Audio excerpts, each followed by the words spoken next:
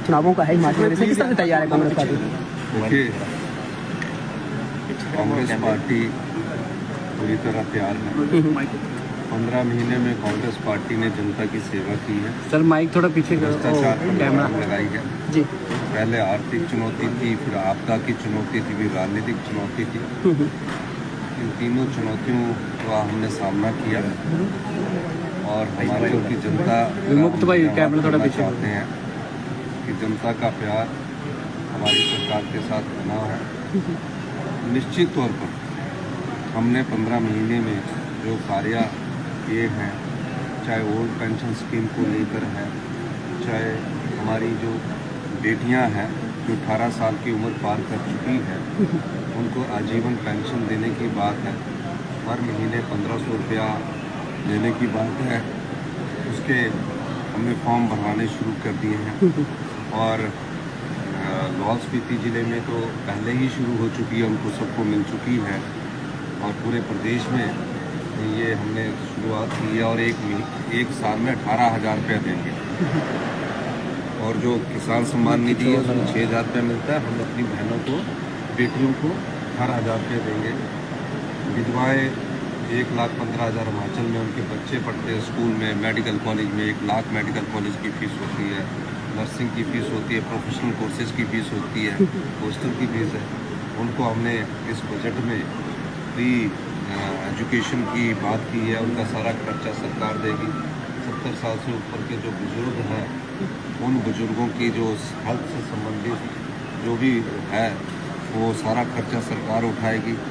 और पहली बार इतिहास में मनरेगा की दिहाड़ी 60 रुपये बढ़ी है जो 1 अप्रैल 2024 से लागू हो गई है। हिंदुस्तान का हिमाचल प्रदेश पहला राज्य बना जहाँ दूध पर MSP दिया गया, मिनिमम सपोर्ट प्राइस दिया गया। हिंदुस्तान का हिमाचल प्रदेश पहला राज्य बना जहाँ प्राकृतिक खेती गेहूँ पर MSP 40 रुपये प्रति किलो के हिसाब से दिया गया, मक्की पर 30 रुपये प्रति किलो के हिसाब से दिया गया, गाय का दूध मिनिमम सपोर्ट प्राइस 45 रुपये फिक्स किया गया, भैंस का दूध 55 रुपये फिक्स किया गया। ये सब ग्रामीण अर्थव्यवस्था को ऊपर उठाने के लिए हमारी योजनाएं हैं, क्योंकि 90% हम लोग किसान हैं, गांव में रहने वाले, छोटी मोटी खेती बाड़ी करने वाले हम लोग हैं।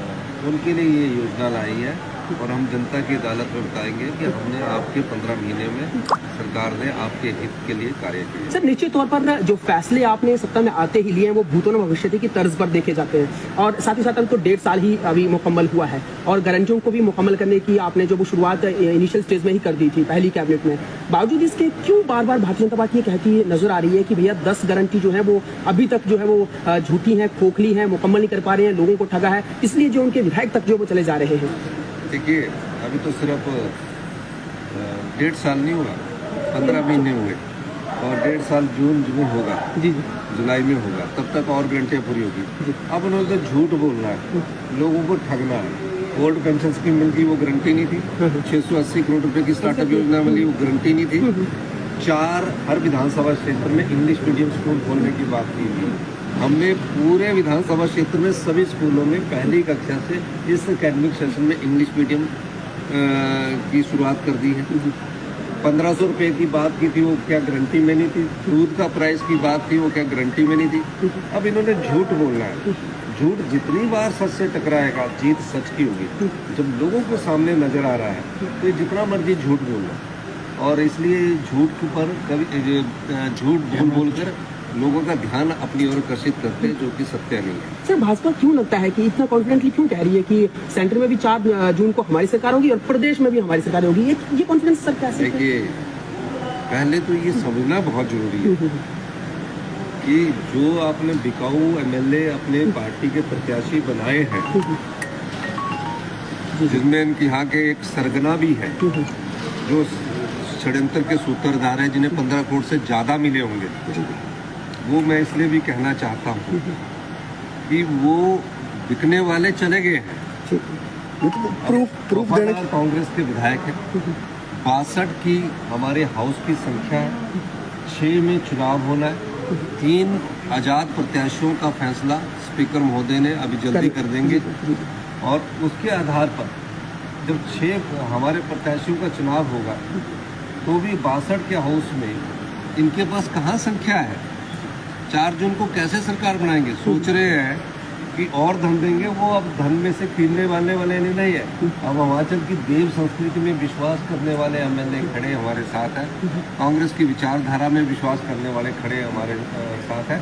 बिकने वाले एमएलए चले गए हैं, जो बिकाऊ थे ना, जो बिकने के लिए खड़े हुए थे, जिन्होंने बिकने के लिए भारतीय जनता पार्टी के पास पेशकश की, वो बिक चुके हैं और तथ्य है हमारे पास। सर निश्चित तौर पर मैं कह सकता हूँ कि आने वाले समय में जब तथ्य जनता के सामने हम रखेंगे तो बड़े लोगों को ये परेशानी सामने आएगी कि ये क्या हो गया। हमारी सरकार ईमानदारी से, पारदर्शिता के साथ भ्रष्टाचार के विरुद्ध सख्त कदम उठाएगी। सर अभी FIR हुई है प्रत्याशी कब तक तय हो जाएगा? अभी FIR की बात हुई है, एक आपके खिलाफ FIR भेजी गई है कांग्रेस की और वो तो प्रूव होता है तब FIR होती है, जुबानी नहीं होता। हमारे पास तो तथ्य है। सर प्रत्याशी घोषित नहीं हुआ अभी तक सर। हाँ, प्रत्याशी हमारे फाइनल राउंड की चर्चा हो चुकी है। कांग्रेस पार्टी अच्छे और स्वच्छ छवि वाले प्रत्याशियों को उतारेगी। मैं दावे के साथ कह सकता हूँ कि जल्दी ही हमारे प्रत्याशियों की घोषणा होगी और आपके सामने प्रत्याशी आएंगे, क्योंकि हमारा अंतिम चरण में चुनाव है। तो प्रत्याशी के लिए हम सोच विचार करके सर जयराम जी बोल रहे हैं कि प्रतिभा सिंह ने ही जो है वो जो बागी विधायक हुए हैं उनको उकसाने का काम किया है और साथ ही साथ विक्रमादित्य को उन्होंने पलटू राम कहा है। ऐसा है, जयराम जी तो पता नहीं क्या बोलते रहते हैं। बोलते 1500 रुपये नहीं दी, ओल्ड पेंशन स्कीम नहीं दी, गारंटी नहीं दी। अब मैं क्या बोलूँ उनके बारे में? उन्होंने झूठ बोलना है।